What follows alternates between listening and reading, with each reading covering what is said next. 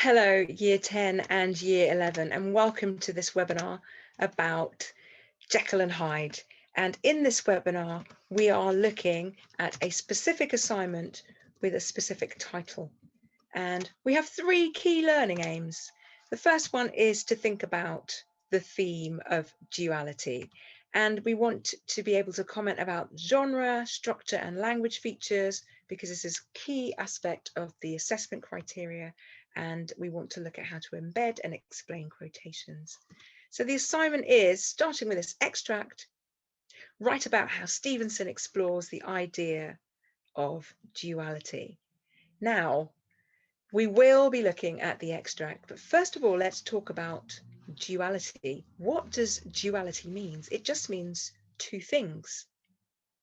This idea of two. It's clear from the very title of the novel that duality is central to this novel. There's Jekyll and there's Hyde, but we know that they're actually the same person. They are one and the same. So when we look at the theme and when you write about a theme, it's really key that you think about the author's intention, because let's look back at the question. The question's asking you, starting with this extract, write about how Stevenson explores the idea of duality. And because the question foregrounds Stevenson, your exploration, your writing about the theme of duality, two parts of a person, two different contrasting things, must foreground the writer's intentions.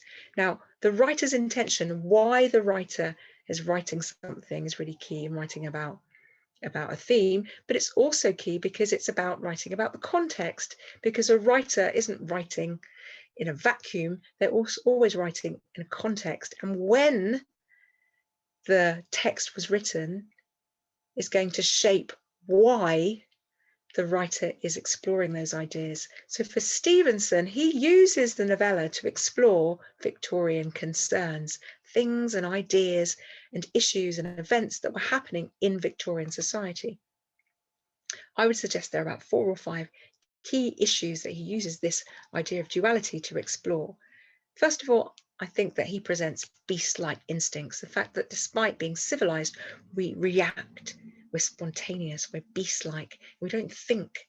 And this, it helps him to explore this idea of evolution. Are we beast-like and instinctive because we've evolved from apes?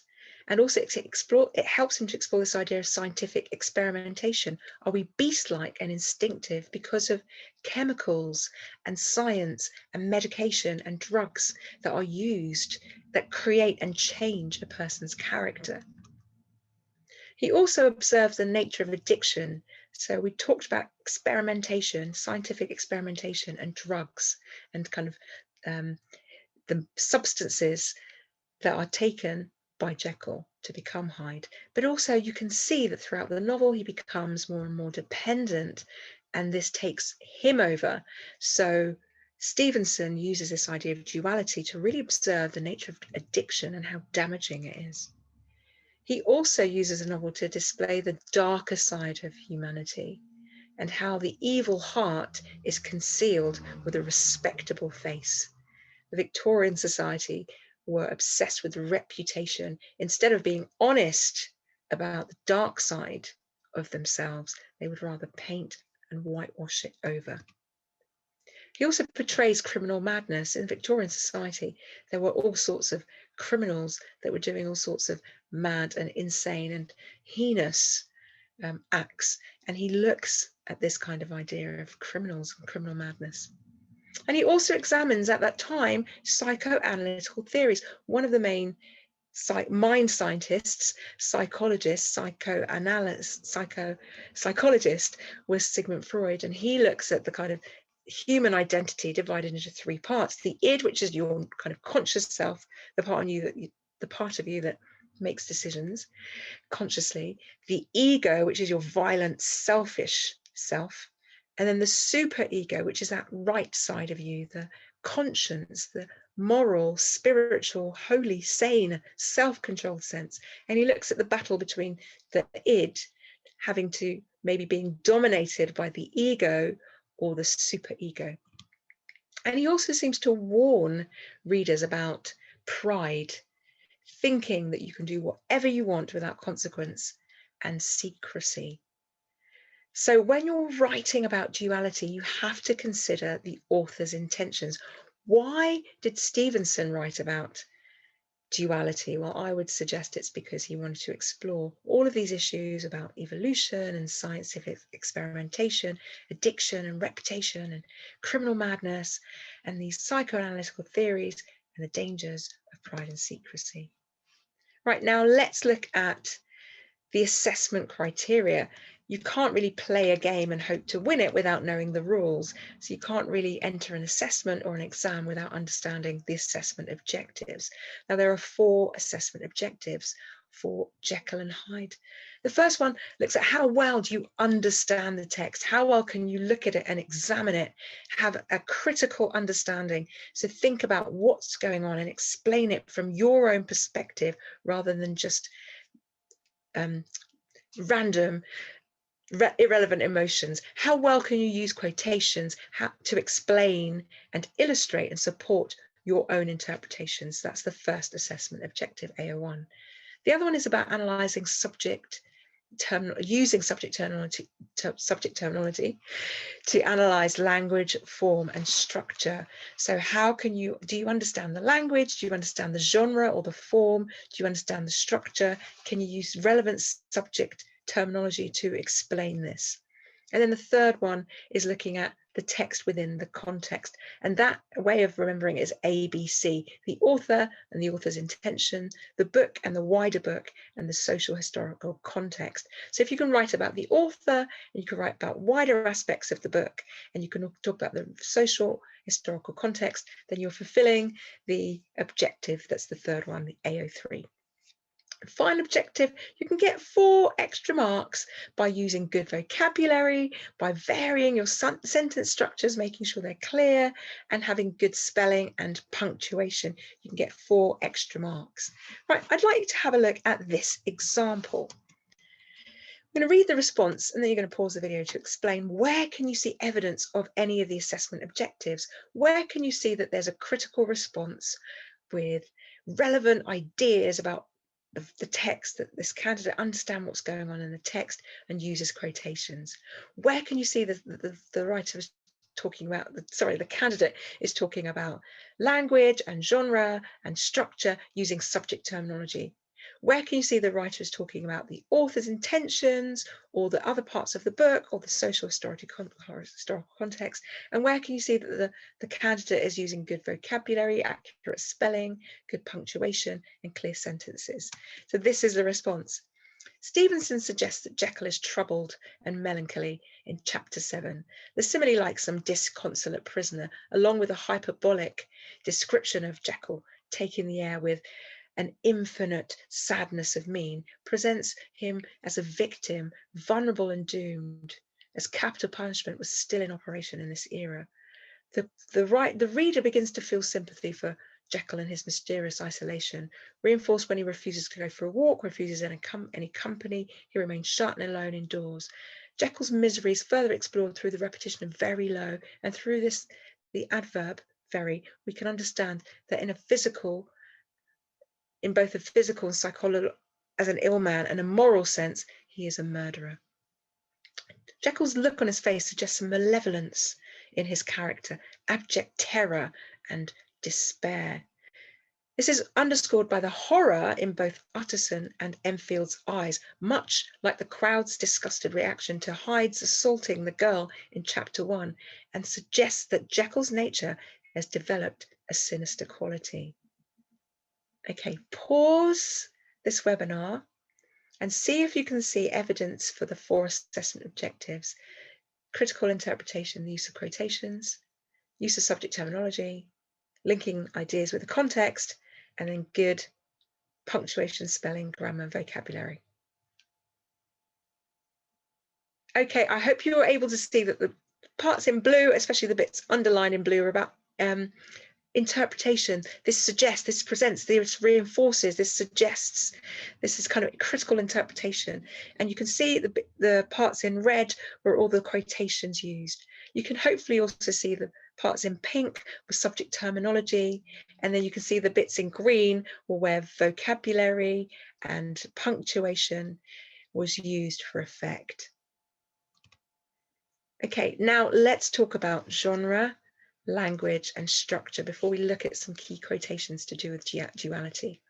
So the genre that Stevenson has used to present duality is Gothic genre. And like any other genre, like romantic comedy or spy thriller, it has some key features. Now, the key features for the Gothic genre are sinister settings, and you can see some of that at the beginning with the description of the doors. One is disdained and blistered, and the other has a great air of wealth and comfort. And you can see it with other settings that are dark and unpleasant, and the comfortable luxury of the interior. So you can see the duality in the sinister settings, and the sinister settings is an important part of the Gothic genre. Another important part of Gothic genre are innocent victims, and we see several of this. We see the contrast between this man calmly trampling over a child's body and the screaming child, and it's hellish to hear. So the contrast and duality here is seen again through this innocent victim, important aspect of the Gothic genre.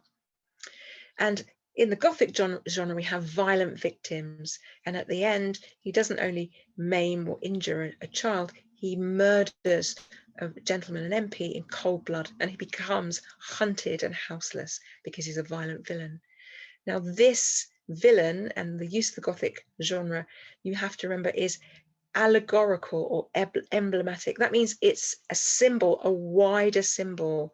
So the use of the Gothic genre to show duality is this wider symbol of hidden human evil, because we know that the sinister setting and the violent character who maims and murders innocent victims is actually a well-educated, kind, elderly, intelligent doctor.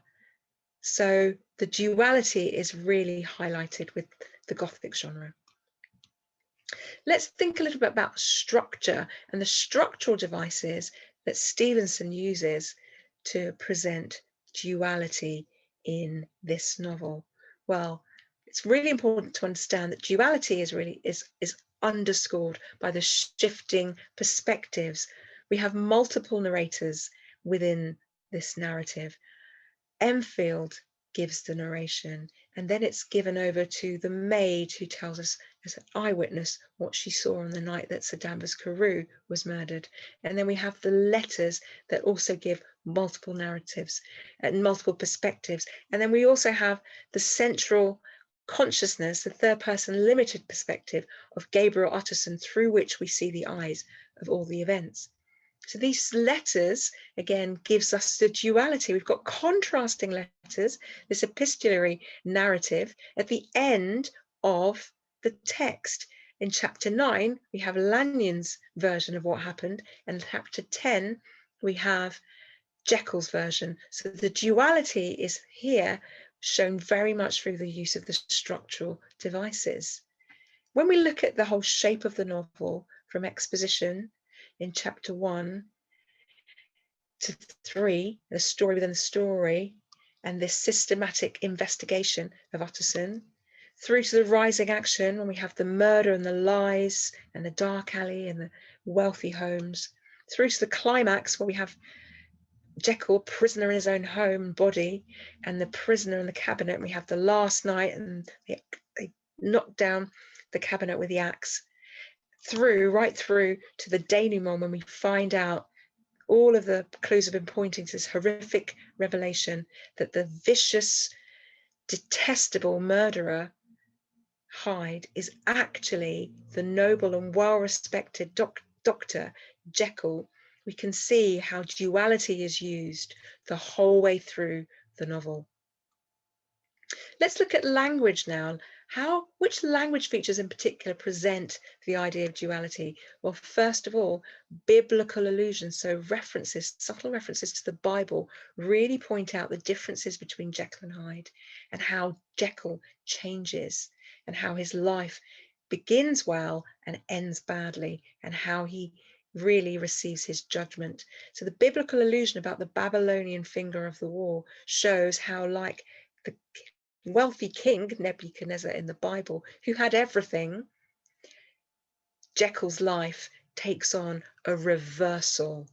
So you see the duality in the biblical language, an allusion about this idea of reversal, the duality going from prosperous and respected to hated and despised and hunted. We also have the animalistic language, which shows the duality, the dark side that Hyde feasts upon, the ape-like fury and drinking pleasure with bestial avidity. This animalistic language shows that duality, the dark side of Jekyll. And also the supernatural references, the diabolical imagery, the fact that a dwarf and hell and Satan is mentioned, again emphasizes the duality, that dark side of Jekyll that's manifested in Hyde. Okay, for the last part of the webinar, I'd like to talk through how you could use an essay structure to complete this assignment, and which kind of quotations you could use and embed for your writing. So this is the extract that you can use to start you off, and then you know that you can't just write about an extract, you have to write about other parts of the text. So it says in this extract, Dr. Jekyll writes a statement to explain what he was like as a younger man. Even at that time, I'd not conquered my aversions to the dryness of a life of study. I would still be merrily disposed at times, and as my pleasures were, to say the least, undignified. And I was not only well known and highly considered, but growing towards the elderly man, this incoherency of my life was daily growing unwelcome. It was on this side that my new power tempted me until I fell into slavery. I had but to drink the cup and to doff at once the body of the noted professor, and to assume like a thick cloak that of Edward Hyde. I smiled at the notion. It seemed to me at the time to be humorous, and I made my preparations with the most studious care. I took and furnished that house in Soho to which Hyde was tracked by the police, and engaged as a housekeeper a creature whom I knew well to be silent and unscrupulous. On the other side, I announced to my servants that a Mr. Hyde, whom I described, was to have full liberty and power about my house in the square. And to parry, perhaps, I even called and myself made myself a familiar object in my second character. I next drew up that will to which you so much objected, so that if anything befell me in the person of Dr. Jekyll, I could enter of that of Edward Hyde without pecuniary loss. And thus, fortified, as I supposed, on every side, I began to profit from the strange immunities of my position. Men have before hired bravos to transact their crimes, while their own person and reputation sat under shelter. I was the first that ever did so for his pleasure. I was the first that could plod in the public eye with a glow of genial respectability, and in a moment, like a schoolboy, strip off those lendings and spring headlong into the sea of liberty. But for me, in my impenetrable mantle, the safety was complete. Think of it, I did not even exist. Let me but escape into the laboratory door, give me but 1 or 2 to mix, 1 second or 2 to mix and swallow the draught that was standing ready, and whatever he had done, Edward Hyde would pass away like the stain of the breath upon a mirror. And there in his stead, quietly at home, trimming the midnight lamp in his study, a man who could afford to laugh at suspicion would be Henry Jekyll.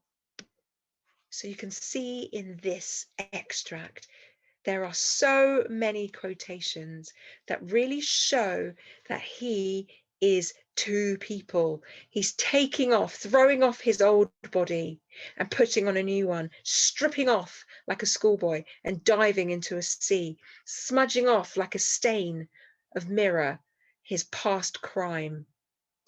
So we have the idea of duality. However, within an essay, you would have your introduction. So the idea, the main ideas that you want to explore, you would look at the extract, and then you would look at the start, the middle, the end of the novel before you look at your conclusion. So in this very last part, we'll whiz through how you would write this assignment. So in your introduction, you talk about the author's intention. Why does the writer use an allegory? Well, he uses this to explore ideas of status and reputation and hypocrisy and addiction, and he looks at criminal insanity and he looks at evolution. And why does he do that? Because he's looking at dangers. It's dangerous to have hubris or pride. It's dangerous to live a life of secrecy. And then you would look at some quotations. Doff at once like a thick coat. So you would talk about this idea of doffing, throwing off the shackles of propriety, showing off the throwing off the things that he felt, put on, and like a cloak, conceal his evil, conceal his crime. You look at all this other simile of like a schoolboy, this idea of someone who's irresponsible and impetuous, and like a stain, the fact that he disappears. He literally was nowhere to be found. We found at the end of the end of the novel, they couldn't find the body of Jekyll. He disappeared into thin air. Then in the next part, you would talk about the beginning of the novel and perhaps the appearance of Hyde and how the writer really uses this animalistic language to show how savage he is, which is a stark contrast to the civilized and well-mannered and self-controlled doctor that we see. So the snarling, the savage laugh, the extraordinary quickness, the pale dwarfishness, the troglodytic, so almost like a caveman, aspect, and Satan's signature written on his face, the diabolical imagery. Then you talk about the end of the novel and how really he confesses his shame and the juxtaposition between his shame, but the furtherance of knowledge and the relief of suffering. So he's both a doctor and a devil. He's both a saint and a sinner, trying to live a double life, but the consequences of his crime catch up with him. You'd also talk about the fact that he talks about the polar twins, again, perhaps a biblical allusion, constantly struggling and trying to win dominance and trying to win over the throne of his life, and how the addiction overtakes him where he is unreasonable and he hits a woman, smote her in the face, who offers him light and the symbolism of hope that he has become so self-destructive by the end. In your conclusion, you would tie up and again talk about the writer's ideas about how he's looking at human evil, he's looking at the duplicity of upper class men and how he challenges our perceptions of class. So I hope that that's really helped you to really think about this idea of duality, the author's intention, understanding the Gothic genre and language and structure features, how you can develop your answer and come to a conclusion. I hope it's made you feel confident about addressing this assignment and gaining a grade 5 for your writing. Thank you for joining me and join me next time.